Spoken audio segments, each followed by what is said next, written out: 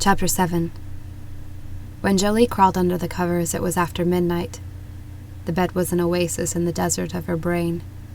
Her thoughts burned inside her skull and made it painful to keep her eyes opened. She conjured up a picture of Mark Walker the day he vanished. At 11, he would just be in the 6th grade. She imagined him as awkward, unsure of how to manage the new height he had attained over the summer. For whatever reason, his eyes were brown and his hair was dark in her imagination. The image of Mark stamped itself securely into her psyche. Jolie tossed and turned, considering the list of things that may have befallen the child. Every sequence of horror playing in her mind's eye was more terrifying than the last, and she prayed for sleep to take the dread from her. When she was finally convinced her imagination would allow her rest, she drifted from wakefulness to sleep. However, the delicate transition into slumber eluded her. It was not the safe harbor she relished, and without warning she was thrown into a fitful dream where she ran. Her feet were moving through the tall grass and palmettos growing along the bayou. The blood rushed to her head where her heart was beating angrily in her ears. She could hear the grass fall beneath the feet of the person tracking her, and for the first time, she knew fear.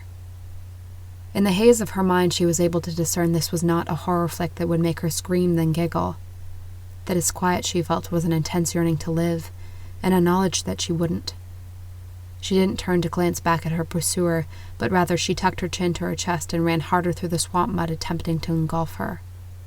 Sweat rolled down her forehead and into her eyes, and she used her t-shirt to wipe it away. The woods were growing thicker around her, but she stayed along the edge of the bayou, feeling sure sooner or later she would run into the highway. The calls of every insect, bird, and animal were amplified in her mind. Every branch blowing in the breeze seemed like her stalker reaching out to grab hold of her. She counted aloud in an effort to drown out the noise and give her mind a chance to focus on her escape. Her legs moved quickly beneath her, setting both her lungs and thigh muscles ablaze.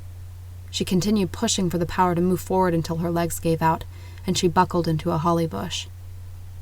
Jolie pushed aside the pain of 1,000 spiky needles drawing blood from her arms and legs, and crawled behind a water oak whose branches dipped into the brown water. Her head was spinning as she ordered her legs to move, but each time she attempted to stand, they gave out under her weight. It was then when she felt the heaviness of a body on her back, and caught the odor of sweat and alcohol.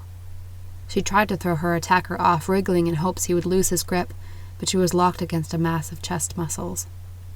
Her arms were squeezed in a tenacious vice. She could not stop the tears that had formed in the corners of her eyes from brimming over.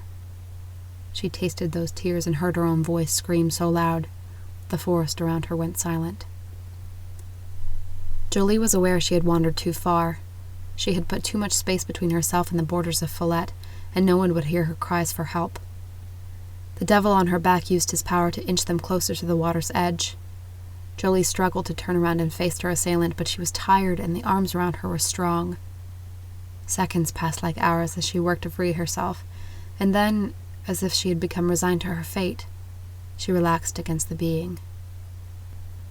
She didn't feel her strength return until the hands around her loosened their grip and shoved her face into the water at the rim of the bayou.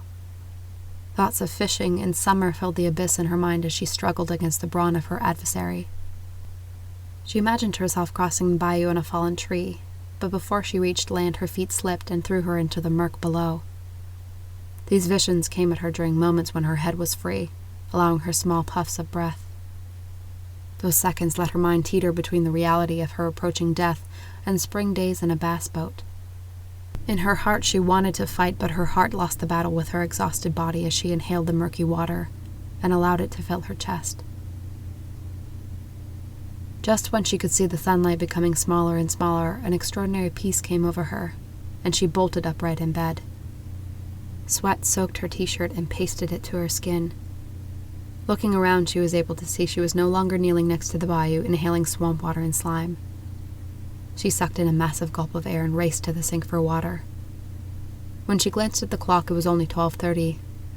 She had been consumed by the dream and expected to see the light of early morning through the window. Unable to find sleep again, she used her laptop to chronicle the images of the nightmare.